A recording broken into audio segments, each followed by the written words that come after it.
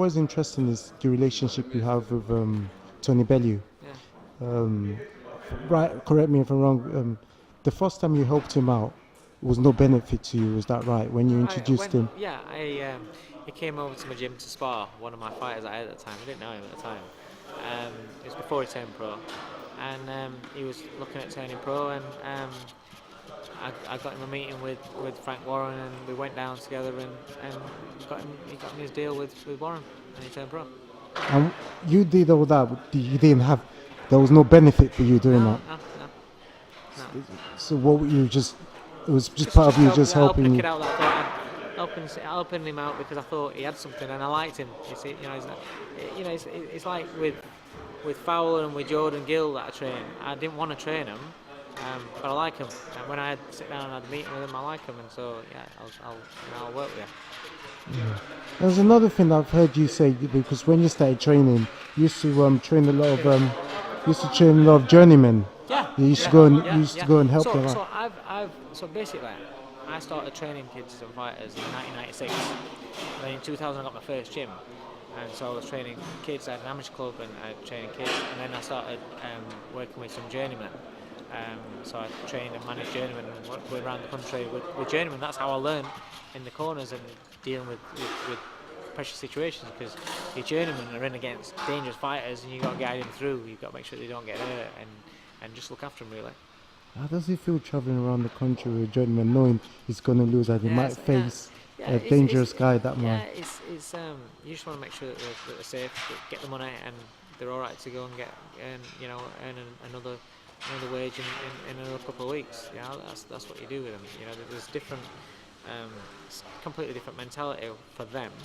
Then you'd get fights. You'd always first round have a look at them and say, if you think you can beat him, let's go for the win. If they get in the first round, this kid's dangerous, right? Be smart, be safe, don't get hurt. And that's how it is. I had some big fights with a couple of my gentlemen. I had Danny Thorpe, and he fought people like Kevin Mitchell. He fought live on ITV one against Amir Khan. So they were good nights, really good nights. Did that help you as a trainer, learning all those things? Oh God, yeah. People like to take the piss and say, I was just a spit bucket man. Yeah, I don't care. Before I even had fighters, I used to do the house seconds job on Frank Warren shows, and I just hold the bucket up for all big fights. I've been a spit bucket man for fights like Nigel Benn and people like that. So I'm listening to great trainers like Jimmy Tibbs and so many more over the years, just listening to them while I'm holding that spit bucket up, listening to what they're saying, and so you learn. So I learned loads from it. So it doesn't embarrass me when people say, "Oh, he's just a spit bucket guy," because I come from being a spit bucket guy. It doesn't embarrass me to say I work with journeymen. No, because I learned a lot from working with journeymen. We all have to start somewhere to learn. You get a foundation. That was a good foundation for me, and I had some good nights, and I enjoyed it. And so don't get me wrong, it doesn't compete. It doesn't compare to winning world titles and things like that. But it gives you a lot of satisfaction. You're happy when your fighter earns the most he's earned in his career, and he's a journeyman and he gets paid X amount and he gets in there, puts in a good fight, and people coming out of the ring say, "Oh, good fight, mate, good fight," and he goes home happy and he's got a big buzz on his face. Daniel Thorpe was a journeyman, lost far more than what he won, but he got to box live on ITV in front of 10 million viewers on television. That's phenomenal, and that was his world title fight. And to this day, if you ask him what was his highlight of his career, that was it. And that was good, man. That's good. I was because I do understand what you're saying, because when I go to watch small hall shows and I see a few journeymen fighting, I go out of my way to look out for them and take selfies with them, because the level of respect I have for them. They're tough. Listen, I'm not being funny. I watch my guys sparring. Right, they've got an head guard on, 16-ounce gloves on, and you see him getting it, and you just got to think how tough are you. You go through that. Or forget about a fight, right? People want to see what's happening in the fight. It's what they're doing in the gym. It's just tough men. Now think about a journeyman. He's going down to fight some shit-hot prospect who's blasting everybody out, and he's going in there knowing that might be him next. That takes a significant amount of balls. and that's why people have got. That's why I don't like people call people bums, because he's not a bum. He's a fighter, and he's going there, and he's doing a job for these prospects to learn, because nobody wants to put the prospect in with a live fight on fight 1, 2, 3, 4. They all do it. They all, we want to fight. Have a couple of steady fights. Just get used to lights. Get used to being in ring. Get used to no head guard and 10-ounce, 8-ounce gloves on. So you got to respect what's in front of you. Do you know what I mean? And so so they deserve respect. How did your relationship start with Adam Booth? Because I met David Haye. And I met David in Sheffield. Got talking to him. Mrs. Oil introduced me to my coach. Introduced me to Adam. They came down to my gym with a couple of their fighters, Spencer Fearon, Anthony Small at the time, a couple others, and just trained in my gym a couple of times, or came down, I can't remember. We had a couple of sessions actually, and just went on from there. Just kept in touch. Started going down and seeing him every time David fought. It just went on from there. That was before David turned pro. Wow. So you've definitely done your apprentice. Yeah. This, for those that just seen you just there with the... People think I've just rocked up with Bellew. Yeah. I've been around a long time before that. Good. Bellew seems like a guy that likes to be around people with, obviously with a good energy. Because from when I first started in 2013, I didn't like him either. I saw him against... is it Chilemba? That was the first time I saw him. I saw this loud Scouser guy just say, I'm going to do this. And I watched that fight. That was the first time I started watching as a boxing fan. And the first few fights, I was like, this guy's just, obviously, as time goes on, we've seen the left hook at what he does. And his mental strength is second to none. I want to talk about mental strength. I just heard the podcast, I think BBC Live of Peter Fury, because his son is fighting tomorrow in Bulgaria, and he said 90% of boxing is mental strength. Can you tell me a little bit more about mental strength and if it could be taught? It's not about taught, it's about being conditioned. I think your mind's like, listen, we go to the gym and we work on his biceps. Right, we work on his legs. Everyone likes people to work on the squats and on the glutes, and men like to work on his chest. But we don't work on his mind, right? And your mind for me, it's something similar. You need to condition it. It needs to be conditioned to protect against the shit that we have in day-to-day life. Now, everybody has pressure. You have pressure in your job, in your home life, providing for a family, providing for yourself. I have pressure. Fighters have pressure. Everybody has pressure, but not everybody can handle their pressure. And what you have to do is you have to understand how to handle things. You have to understand that it's all right to have down days without thinking, oh, I'm weak because I feel like shit and I can't. I used to be where I'd stick my head in the sand. Bills piling up, and I can't handle it. Just stick your head in the sand, and you got more bills piling up and things like that. You've got to learn to challenge yourself and answer things head on. I didn't have a great childhood. I had a very bad childhood, and I managed to come through that. So I know that I'm tougher than what I think I am because of what I came through. But that doesn't mean that next man can deal with his problems and come through it without resorting to looking at drink, looking to drugs, looking to whatever. But it's people around you have got to be there to support you. If you haven't got anyone around you to support you, you've got to be able to understand that it's perfectly normal to doubt yourself and to feel shit about yourself and not feel that means that you're weak, so that makes you even more depressed because you think, oh, I can't handle this, I can't handle that. You've got to be able to condition yourself, and you've got to Spencer Fearon was a big factor in my mindset changing. Now, I don't go to the extremes of Spencer, because I ain't got that sort of personality, but he instilled the fact of belief, of self-belief, and just listening to him, and I used to look people on TV and say, I'd love to do that job, that'll never happen to me, I couldn't do that. I'm talking about commentating, punditry, and I think, I can't do that, I'd never be able to do that. And I used to sit there, I used to say to my wife, love to do that. Never gonna happen. I used to watch coaches have world title fights and big fights. Think, I'd love to do that. That'll never happen to me. I once spoke to Spencer. I just said to Spencer, I said, look, I need money. I just want to get a gym full of journeymen and make money that way. And he was like, nah, man, you can't do that. You got to believe in yourself. You got to believe in yourself as a coach, and then you'll progress. And after a while, I changed my mentality. So then I stopped thinking that'll not happen for me. Oh, I wish. I never say I wish anymore. I never say. If I want something, I say I'll get that. I'll get that. I've got to work for it, but I'll get that. I instill into my kids that you can have anything you want if you're willing to work harder than anybody else. So my kids have got my little boy is 7 years old.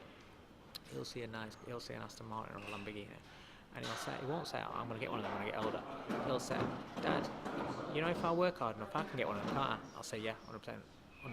But he always said, if I work hard enough. My kids understand that they can get anything they want in life if you're willing to work hard enough and if you're willing to do things the right way. I wasn't like that, and it's only now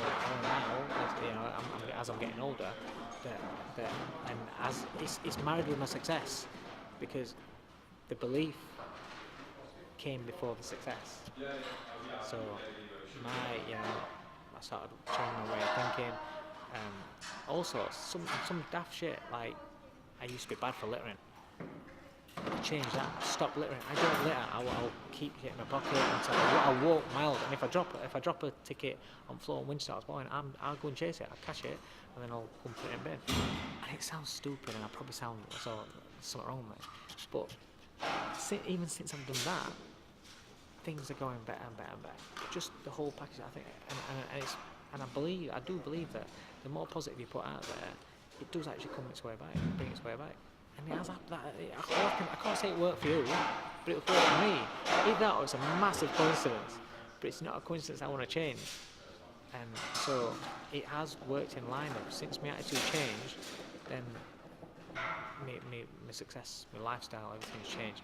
Next minute I get a phone call I get a text from Adam Smith off Sky asking me if I want to work for Sky and do his Sky job. I'm like, wow, these are things that I always said, I'll never get that until I change my mind, until I change my way of thinking. So, short answer is mental strength. It's everything. I mean, you must have it, because there's certain times, like for example, the McDowell twins. Was it which one was it? Maybe Jamie. One of them lost before the Tony Bellew fight. Yeah. And looked to see if everyone was thinking that maybe that belief in. Listen, what you have to understand as well is realism. When you're working at a high level, you might get beat because it's a high level. It's not like we're getting, the fighters getting beat by guys that are supposed to be smashing. Guys, like guys that I used to work with, you're not getting beat by children or anything like that. Getting beat at top level. If you get beat at top level, it's like, okay, this is boxing. Anything can happen. In football, the problem is in football, right? Man City lose on Saturday. Nobody says, "Oh, they're crap. They're not going to win they're not going to win league title end of the season. They're not going to win Premier League. Nah, no chance." They come back next week, they win again, and it's back to normal. You can do that in football. In boxing, you get beat. That's it. I've got to say, Floyd Mayweather is one of the reasons we've changed our mental in terms of boxing. But I think before that, I think people have got obsessed with this.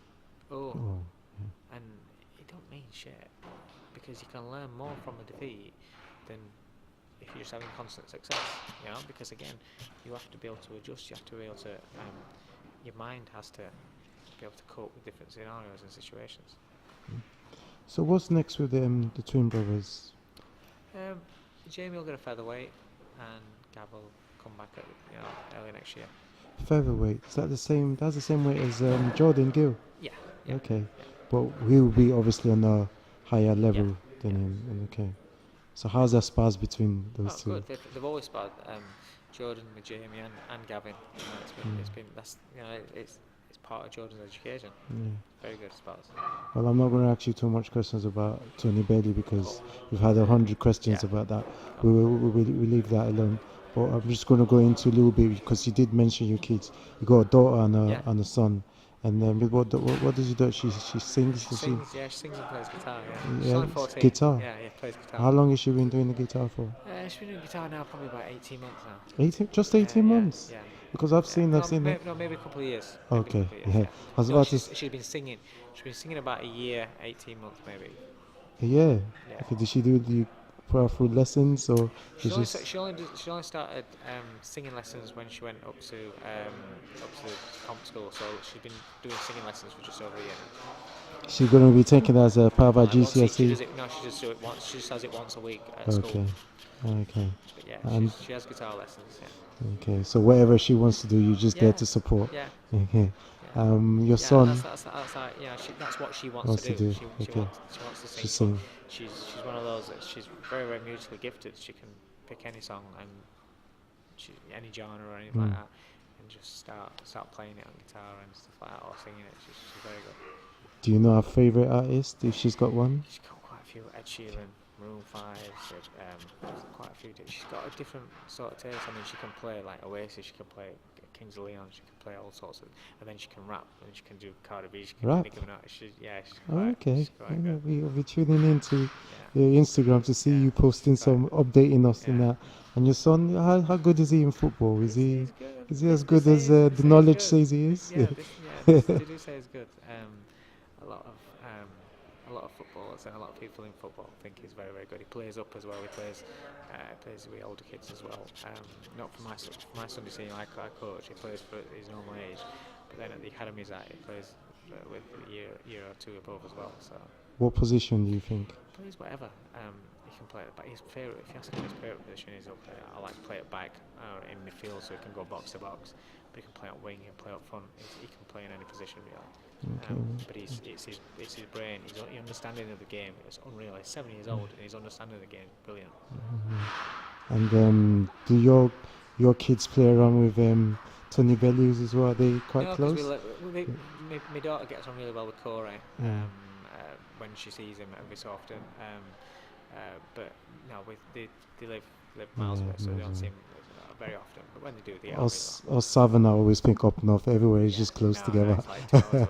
Okay. Well, Dave, thanks for your time. Right, Oh yeah, now you've just given me a little bit of insight why you do accommodate the knowledge himself, because sometimes I look at him and say some of the things he says like. I've been mates with him for years. Yeah. I've been mates with him for years. And like I said, he changed my way of thinking a lot. So he's done. There's a method to his madness sometimes. There's a method to his madness, definitely. It's good to see him do so well. Yeah. It's good to see both of you doing so well. Mate, I appreciate that. Hopefully I'll follow your suit, and I'm definitely going to adopt that attitude. I'm Nice not going one, to litter anything. You know what? To be honest with you, I've started to do that. All those little things where you could, it's gonna, and I'm changing my mentality over. Because I never thought I could speak and do this sort of interviewing. That's good. Yeah, and English is not my best, not the strongest thing. So well, I'm going ahead with this. Well done, and boxing has helped me, because I box myself, kind of, and it's giving me the confidence to with that positive thing. Well, thanks for your time, and all the best for your futures. Tomorrow, we start from tomorrow. Thank and you. The rest of it. Thank you. Mate, nice one.